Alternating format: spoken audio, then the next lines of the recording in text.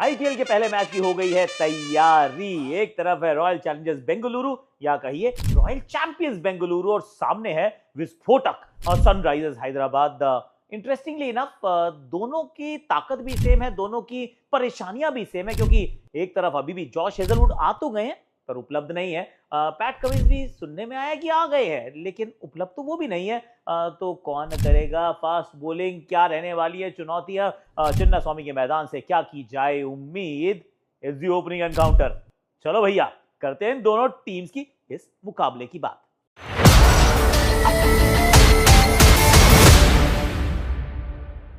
Hashtag Akashvani में आप सभी का हाथ जोड़ के एकदम गले लगा के स्वागत है। कैसे हो आप लोग?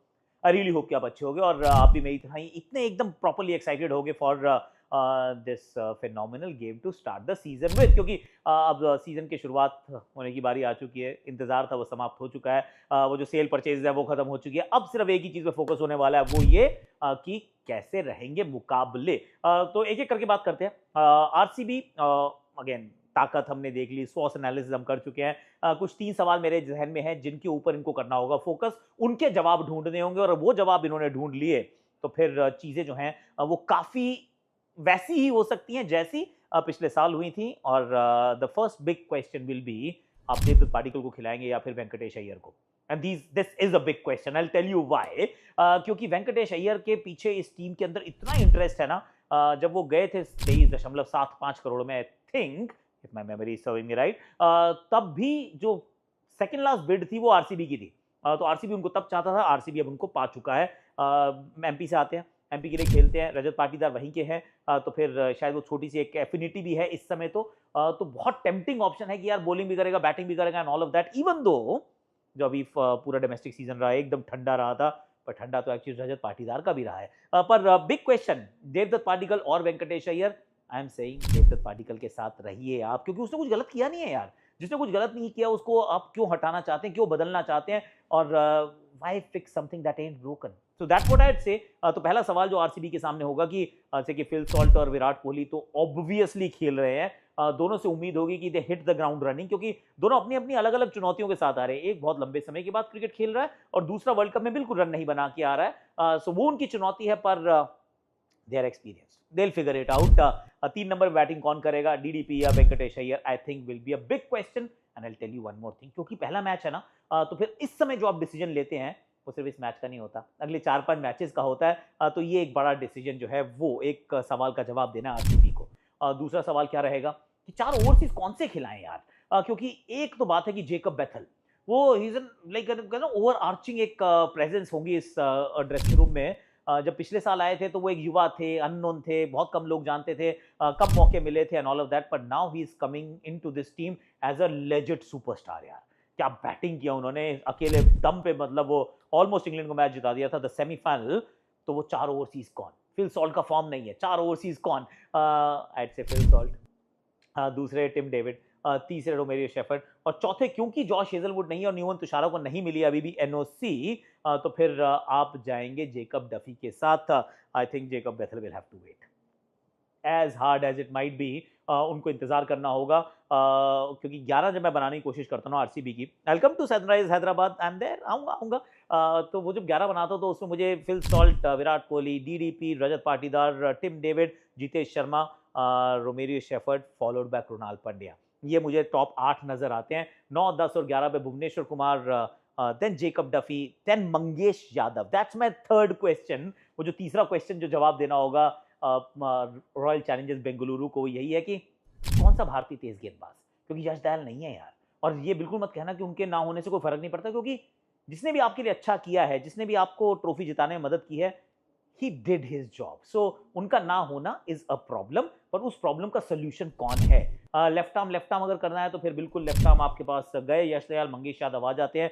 और इंटरेस्टिंगली इनफ उनके लिए भी जो बिड थी ये 2 टीम्स ही कर रही थी, सनराइज हैदराबाद और बेंगलुरु। इवेंचुअली जाके बेंगलुरु उनको प्राप्त करती है और मंगेश ने कहा कि जब वो 5, 5.5 पे पहुंच गई ना बिड, तो मैंने कहा सनराइज हैदराबाद रुक जाए यार, मुझे बेंगलुरु जाना है। तो eventually he is in Bengaluru और डीके ने कहा भी है कि वो एकदम तैयार है, नई गेंद से गेंदबाजी करने के लिए एकदम तैयार है।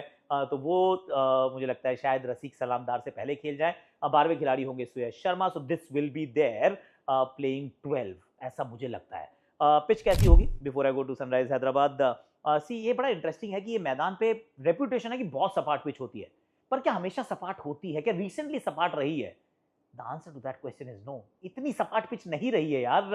हालांकि इसी मैदान पे एक बार 287 बना दिए थे शायद हैदराबाद की टीम ने, पर अगर तो वैसी पिच होती है तब तो मजा आ जाएगा, तब एकदम रॉकेट बैटिंग मिलेगी दोनों तरफ से। क्योंकि सच्चाई ये है कि बल्लेबाजी जो है वो आरसीबी की ताकत है। गेंदबाजी के अंदर पिछले साल से कंपेयर करें, 5 में से 2 गेंदबाज मिसिंग है यार, 2 गेंदबाज, and that is a big thing.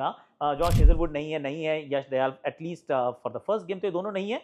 यश दयाल तो बिल्कुल ही नहीं होंगे। So their bowling is also little weaker as compare to the last year. तो पिच कैसी रहने वाली है, बड़ी इंटरेस्टिंग बात रहेगी। अमूमन यहाँ पे टॉस जीत के आप गेंदबाजी करते हैं, चेज करने का फैसला करते हैं, and that is where I pivot to Sunrisers Hyderabad. इनके सामने वो 3 बड़े सवाल कौन से हैं? मेरे विचार में सबसे बड़ा सवाल है वो ये कि टॉस जीत के करें क्या। हर बंदा यही कहेगा कि भैया बॉलिंग करो, बॉलिंग वीक है ना, सेकंड हाफ में आपको वो काम करना चाहिए जो आपकी ताकत हो, और ताकत आपकी बैटिंग है तो बैटिंग करो बाद में यार। पर मैं पता है कह रहा हूं, बैटिंग करो पहले यार, and I will tell you why. कि आप देखिए, जब आपकी ताकत है बैटिंग, और बैटिंग एक तरीके की बैटिंग है, इट्स नॉट कि वो डेप्थ वाली बैटिंग है, संभल संभल के खेलने वाली बैटिंग है, इट्स एक्सप्लोसिव। तो एक्सप्लोसिव बैटिंग अगर आपके पास है, उसमें आप 200, सवा 200, 250, पौने 300 तक पहुंचने का दम भरते हो, तो पहले बैटिंग कर लो। पहले अगर आप बैटिंग करते हैं तो आप आजादी से करते हैं, बेबाक करते हैं, बेखौफ करते हैं, अंत तक मारते रहते हैं, and then you take your team to a position जहां से फिर सामने वाली टीम को आउट बैट कर सकते हैं। सेकंड इनिंग्स में क्या होता है कि फिर मैं 200, 250 रन चेज कहाँ होते हैं, आसानी से नहीं होते हैं। तो ये काम मुझे लगता है कि काम कर सकती है सनराइजर्स हैदराबाद की टीम। तो win the toss, bat first, और क्योंकि सेकंड इनिंग्स में जब बैटिंग आती है, और थोड़ा contrary to the popular opinion है by the way, second innings में जब बैटिंग आती है और कहीं आप सवा 200 का पीछा कर रहे हो, तो फिर बैटिंग कितनी भी तगड़ी क्यों ना हो, वो एक भुवनेश्वर कुमार का spell will be your death nail. तो इस वजह से मैं सोच रहा हूँ कि पहले बैटिंग कर लो। तो ये पहला बड़ा सवाल। दूसरा बड़ा सवाल जो इनके पास है कि नीतीश कुमार रेड्डी का क्या किया जाए। और ये मैं सवाल इसलिए पूछ रहा हूँ क्योंकि उनको ना अभी तक समझ में नहीं आया कि किस नंबर पर बैटिंग करानी चाहिए।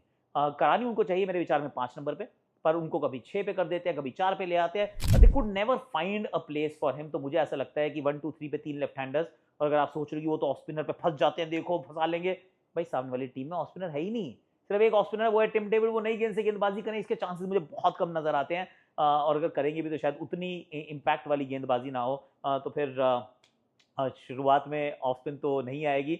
पर नंबर 5 पे मैं सोच रहा हूँ नीतीश कुमार रेड्डी, 6 पे आप लियम लिविंगस्टन को रखिए, 7 पे सलील अरोड़ा बहुत अच्छी बैटिंग कर रहे हैं। अब 8 पे आपके पास एक बड़ा सवाल रहेगा, that's a third question, Eshan Malinga या फिर ब्राइडन कार्स, या फिर पेन भी है इनके पास, लेफ्ट आर्म पेस, डेथ में अच्छी गेंदबाजी करते हैं।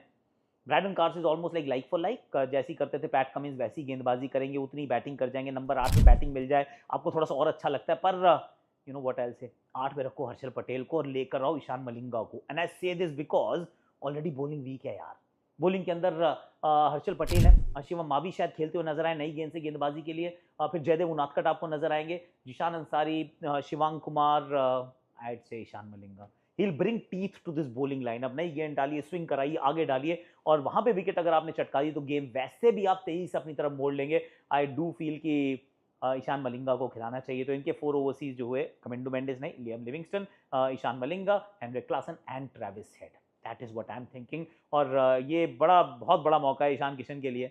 पहली बार है इस आईपीएल के इतिहास में कि 10 के 10 कप्तान भारतीय हैं, और ये 2 बड़े इंटरेस्टिंग कप्तान हैं। एक तो Rajat Patidar, once again a great story, और आरसीबी टाइटल डिफेंड करने के उस मुहिम पे चली है जो सिर्फ 2 ही टीम्स कर पाई हैं आज तक, चेन्नई, मुंबई।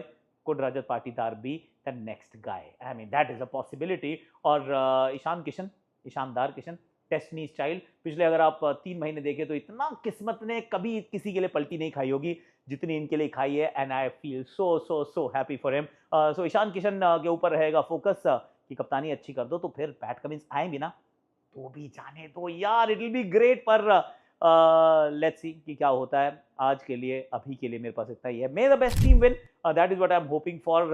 पहला match, can't wait. In fact by the way, हमारी एक नई फीड आ रही है, उस फीड के अंदर सारे वो जो आईपीएल के खिलाड़ी हैं, इनसाइडर फीड हम उसको कह रहे हैं, वॉच अलॉन्ग जैसी होगी। तो प्लीज़ अगर आप कनेक्टेड टीवी पे हैं तो प्लीज़ कम एंड वॉच अस।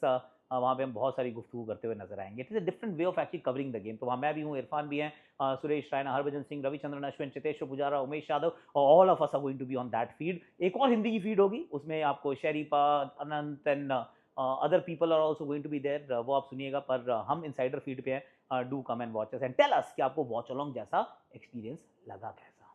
आज के लिए, अभी के लिए thank you so much for watching. Like share subscribe comment notification घंटी बजाते रहो। बजा दो यार, बजा दो प्लीज।